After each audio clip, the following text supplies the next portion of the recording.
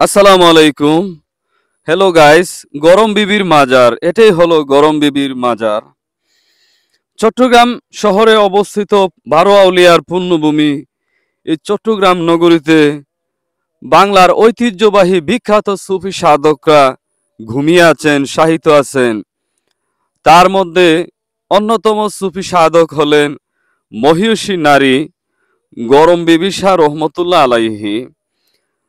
তিনার দরগা মাজার শরীফটি অত্যন্ত সুপরিচিত একটি দরগা মাজার শরীফ, যাহা পুলিশ লাইন দামপাড়া একেবারে পাহাড়ের উপরে এই মহিষী আধ্যাত্মিক আউলিয়ার দরগা মাজার শরীফ।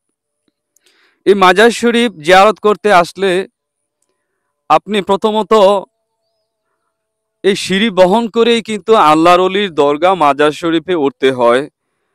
প্রায় হাজারের উপরে সিঁড়ি আছে সেই দরগা প্রাঙ্গণের ওঠার সিঁড়ি। এই সিঁড়ি বহন করে ওই দরগা প্রাঙ্গণে উঠতে হয়। আল্লাহর অলিয়া উলিয়াগণ কোথায় বসে সাধনা করেছে চিন্তা করেন। আল্লাহর অলি বন্ধু কোথায় বসে সাধনা করেছেন?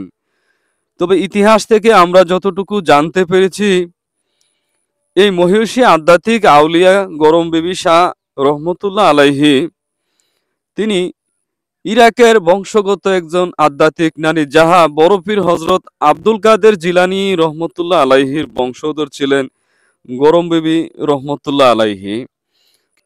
সো হ্যালো গাইস, যারা আপনি অলিয়া উলিয়াকে ভালোবাসেন, নবীর আহলে বেত কে ভালোবাসেন, তারা অবশ্যই আমার চ্যানেলটাকে সাবস্ক্রাইব করে দিবেন এবং আমার পাশে থাকবেন।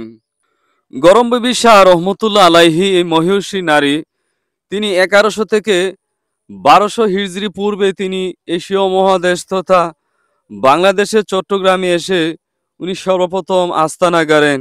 এখান থেকে এলমে তাসাউফ, এলমে মারিফত, সুফি চর্চার প্রশিক্ষণ বহু মানুষকে দিয়ে পথ দেখিয়েছেন।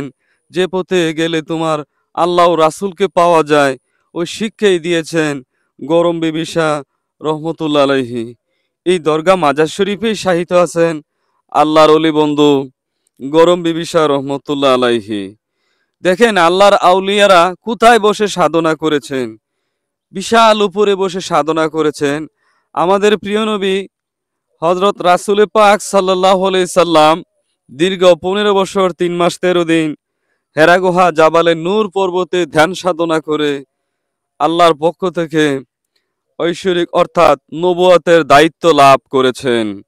সেম বেলায়েতের যুগে যদি আমি আল্লাহর অলিদের ক্ষেত্রে বলি, এই গরম বিবি রহমতুল্লাহ আলাইহি এই পাহাড়ে বসে তিনারা সাধনা মোরাকাবা করে আল্লাহর পক্ষ থেকে বেলায়েতের দায়িত্ব লাভ করেছেন, আধ্যাত্মিক কামালিয়াত লাভ করেছেন এই মহিষী নারী। আমরা সিঁড়ি বেয়ে খানিকটা উপরে ওঠার পরে ক্লান্ত হয়ে গেছি। আসলে বাস্তবে এই প্রথম গরম বিবি শাহ রহমতুল্লাহ আলাইহির মাজার শরীফে গিয়েছি।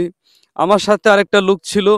সিঁড়ি বহন করার অনেকটা ক্লান্ত, কারণ প্রায় প্রায় 1000-এর উপরে সিঁড়ি পায়ে হেঁটে আল্লাহর অলির দরগা জিয়ারত করতে উঠতে হয়। জীবনে এই প্রথম এই মহিষী আধ্যাত্মিক আউলিয়ার দরগা মাজার জিয়ারত করতে উঠেছি। আল্লাহর অলিয়া উলিয়ার শান মান আল্লাহ সমুন্নত করেছেন, কেননা অলিয়া উলিয়াগণ হলেন আল্লাহ পাকের পেয়ারা বান্দা, আল্লাহর অলিরা আল্লাহর বন্ধু, যারা সাধনা করে মুরাকাবা মুশাহাদা করে আল্লাহর পক্ষ থেকে কারামত প্রাপ্ত হয়েছেন, অর্থাৎ তাদের কালবে আল্লাহময় শক্তি অর্জন করেছেন, তাদেরকে আউলিয়া বলা হয়। কোথায় বসে সাধনা করেছে দেখেন, এই আল্লাহর আউলিয়া কোথায় বসে সাধনা করেছে। আল্লাহকে পাইতে হলে নিশ্চয়ই কঠোর সাধনা করতে হয়। মঞ্জিলে মকসুদে পড়তে হলে অবশ্যই কঠিন সাধনা করে আল্লাহকে পাইতে হয়। বুজুর্গান, অসংখ্য সুফি সাধক আউলিয়ারা তারা কঠোর সাধনা রিয়াজতের মাধ্যমে আল্লাহর নৈকট্য লাভ করেছে। খাজা গরিবে নওয়াজ মঈনুদ্দিন চিশতি রহমতুল্লাহ আলাইহি কঠোর সাধনা করেছে। গৌসে পাক আব্দুল কাদের জিলানী রহমতুল্লাহ আলাইহি কঠোর সাধনা করেছেন। বাবা শাহজালাল ইয়েমেনি রহমতুল্লাহ আলাইহি কঠোর সাধনা করেছেন। চট্টগ্রামের জমিনে শাহ আমানত মহসন আউলিয়া বাইজিদ বোস্তামি, এই আধ্যাত্মিক সুফিরা বহু সাধনা করে কষ্ট করে বেলায়েতের দায়িত্ব লাভ করেছেন, আল্লাহর পক্ষ থেকে বেলায়েত পেয়েছেন। নবুয়তের যুগে নবী রাসূলগণ আল্লাহর পক্ষ থেকে নবুয়তের দায়িত্ব পায়। বেলায়েতের যুগে সুফি সাধক আউলিয়ারা বেলায়েতের দায়িত্ব পায়।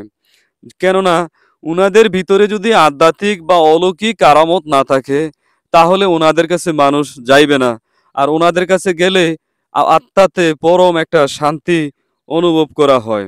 তবে এখানে আরেকটা মাজার আছে, ওনার পাশে এই আল্লাহর অলির পাশে আরেকটা দরগা মাজার শরীফ আছে, যিনি গিয়াসউদ্দিন বুগদাদি রহমতুল্লাহ আলাইহি।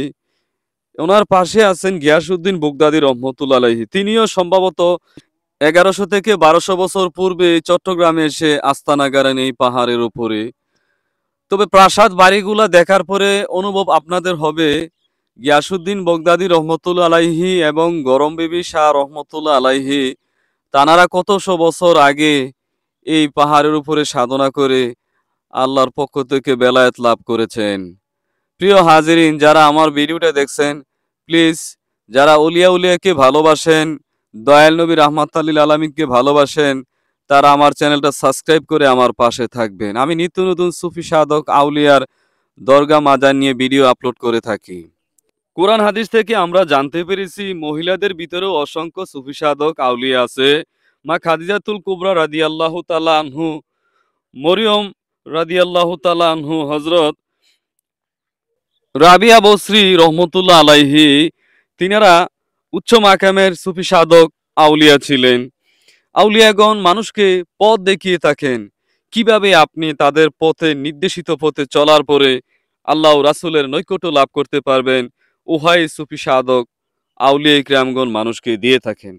এই উপমহাদেশে সুফি সাধক আউলিয়া ইকরামগণ একমাত্র ইসলামের ধারক বাহক। তারা ইসলাম ধারণ করে মানুষের কাছে প্রচার করেছেন একাত্মবাদ, তৌহিদ এবং তাসাউফ মারেফত। তো যারা আপনারা সুফিবাদী তরিকতপন্থী মানুষ, অবশ্যই আমার চ্যানেলটা সাবস্ক্রাইব করে আমার পাশে থাকবেন। প্লিজ তরিকার ভাইয়েরা, আমি নিত্য নতুন সুফিদের দরগা মাজার শরীফ নিয়ে ভিডিও আপলোড করি। অদূর ভবিষ্যতে আমি দেশের বাইরে গিয়েও নানা প্রান্তে ভিডিও আপলোড করে আমি সুফিদের শান মান, অলৌকিক কারামত নিয়ে বিভিন্ন আলোচনা করব ইনশাআল্লাহ। গরম বিবি শাহ রহমতুল্লাহ আলাইহির দরগা শরীফ আমাদের বাংলাদেশ সহ বহির্বিশ্বের বহু লোক এই আউলিয়ার দরগা জিয়ারত করতে আসেন। এখানে মানুষ বিভিন্ন মানত করেন, আগরবাতি মোমবাতি জ্বালিয়ে নামাজ পড়েন, দুরূদ শরীফ পড়ে আল্লাহর কাছে সাহায্য চান।